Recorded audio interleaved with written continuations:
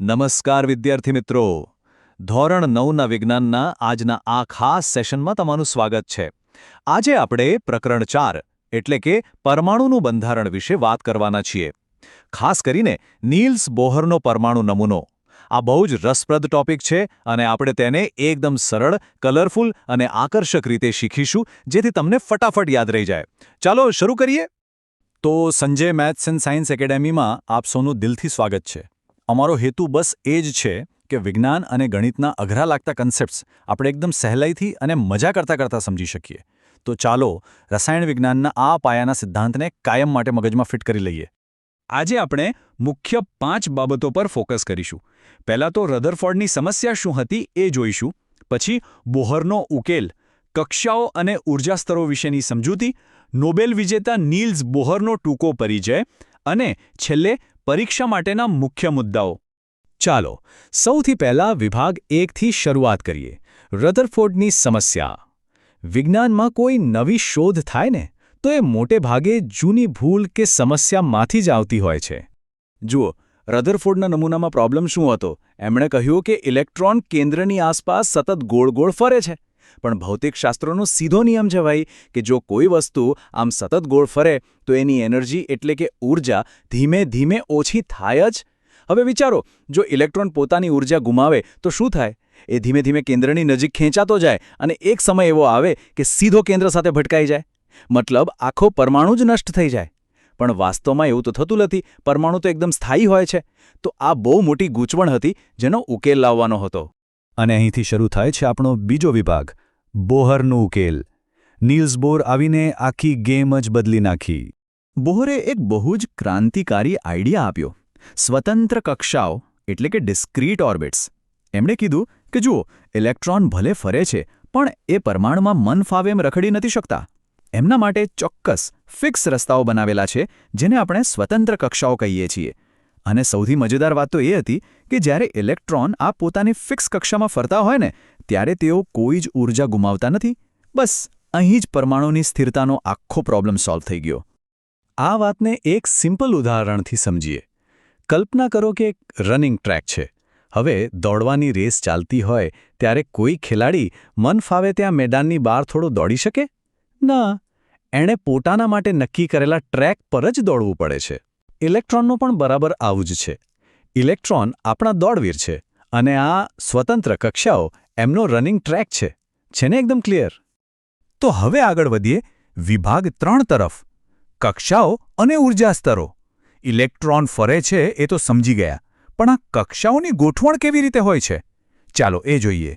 બોહરે આ કક્ષાઓને બહુ જ સરસ રીતે નામ આપ્યા. પરમાણુના કેન્દ્રથી શરૂ કરીને બહારની તરફ જઈએ તો એમણે અંગ્રેજી આલ્ફાબેટ્સનો ઉપયોગ કર્યો. સૌથી પહેલી કક્ષા, જે કેન્દ્રની એકદમ નજીક છે, તેને કે નામ આપ્યું, જેનો નંબર n બરાબર 1 છે. પછી એનાથી આગળ L કક્ષા એટલે n બરાબર 2. પછી M કક્ષા જે n બરાબર 3 છે અને છેલ્લે N કક્ષા એટલે n બરાબર 4. આ સિક્વન્સ આપણે ખાસ યાદ રાખવાની છે હો. હવે આ કક્ષાઓને ખાલી રસ્તો નહીં પણ ઊર્જા સ્તરો પણ કહેવાય છે. કેમ? એક બિલ્ડિંગની કલ્પના કરો. પરમાણુનું કેન્દ્ર એ આપણો ગ્રાઉન્ડ ફ્લોર છે અને આ K, L, M, N કક્ષાઓ એ ઉપરના અલગ અલગ માળ છે. હવે સ્વાભાવિક છે કે પહેલા માળ પર રહેલી વ્યક્તિ અને ત્રીજા માળ પર રહેલી વ્યક્તિની સ્થિતિ અને એનર્જી લેવલ અલગ અલગ જ હોય. બરાબર એવી જ રીતે દરેક કક્ષામાં રહેલા ઇલેક્ટ્રોનની ઊર્જા અલગ અલગ હોય છે. એટલે જ આને ઊર્જા સ્તરો કહેવાય છે. છે ને સમજવામાં સાવ સરળ?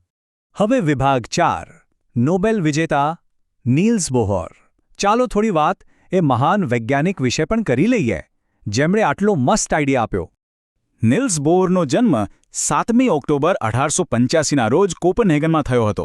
એમનું કામ એટલું જબરદસ્ત હતું ને કે 1916માં તેમને કોપનહેગન યુનિવર્સિટીમાં ફિઝિક્સના પ્રોફેસર બનાવી દેવાયા.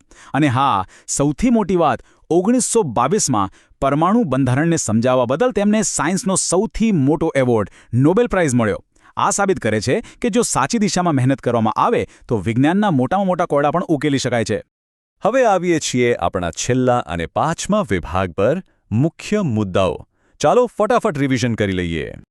પરીક્ષા માટે આ 3 ટિપ્સ ખાસ મગજમાં ફિટ કરી લેજો. પહેલી છે સ્થિરતા. પરમાણુ ક્યારે અસ્થાયી નથી હોતો. કારણ કે ઇલેક્ટ્રોન પોતાની કક્ષામાં ફરતી વખતે કોઈ જ ઊર્જા ગુમાવતા નથી. બીજી ટીપ છે નિશ્ચિત માર્ગ. ઇલેક્ટ્રોન મન ફાવે ત્યાં રખડી નથી શકતા, એમનો પોતાનો એક ફિક્સ ટ્રેક હોય છે. અને ત્રીજી ટીપ છે સિક્વન્સ, KLMN વાળો ક્રમ, જેમના નંબરો અનુક્રમે 1, 2, 3 અને 4 છે. બસ આટલું યાદ રાખશો એટલે બોહરનો નમૂનો ક્યારેય નહીં ભૂલાય.